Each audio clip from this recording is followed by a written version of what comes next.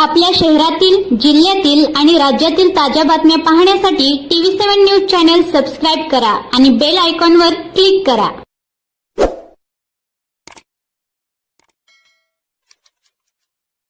महूद जिल्हा परिषद गटाच्या वतीनं मी दादासाहेब भगवान लवटे, शिवसेना तालुका प्रमुख, शिवसेनेच्या अधिकृत उमेदवार म्हणून या ठिकाणी अर्ज मी आज सबमिट केलेला आहे.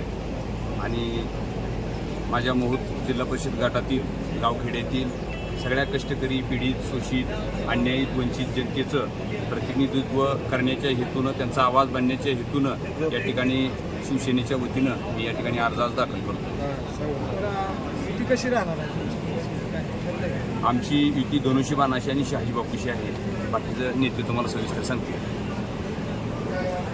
गटात काय चित्र असणार आहे? जिल्हा परिषद गटात पंचायत गणाचे उमेदवार ठरले, पंचायती गणाच्या उमेदवार ठरलेत. प्रत्येकी एक दोन असे उमेदवारी अर्ज या ठिकाणी आदरणीय शहाजीबापू पाटील साहेबांनी सगळ्यांनाच भरायला सांगितले. ते दोन्ही अर्ज पंचायत समिती गणाचे आम्ही 2 वाजेपर्यंत आज ते पण जमा करत आहे. या ठिकाणी जनतेला एवढंच आव्हान करतो, आम्ही तळागाळातील सर्वसामान्य घरातली पोरं आज महूद गटामधून शहाजीबापू पाटील साहेबांच्या आशीर्वादानं, एकनाथ शिंदे साहेबांच्या आशीर्वादाने आणि बाळासाहेब ठाकरे साहेबांच्या प्रेरणेनं, एकनाथरावजी शिंदे साहेबांच्या ऊर्जेनं या ठिकाणी जिल्हा परिषद गटाची निवडणूक लढतोय.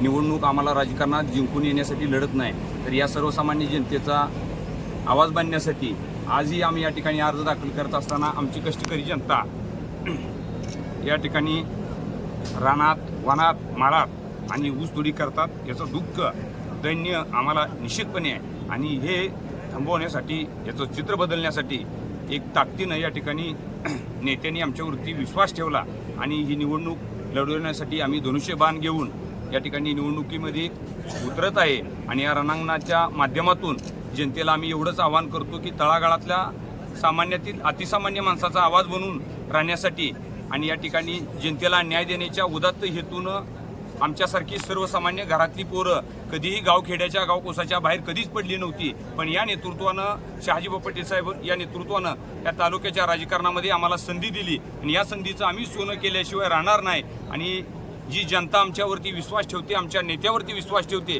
त्या विश्वासाला नम्रपणे पात्र राहून आम्ही काम करू, या ठिकाणी एवढीच ग्वाही देतो.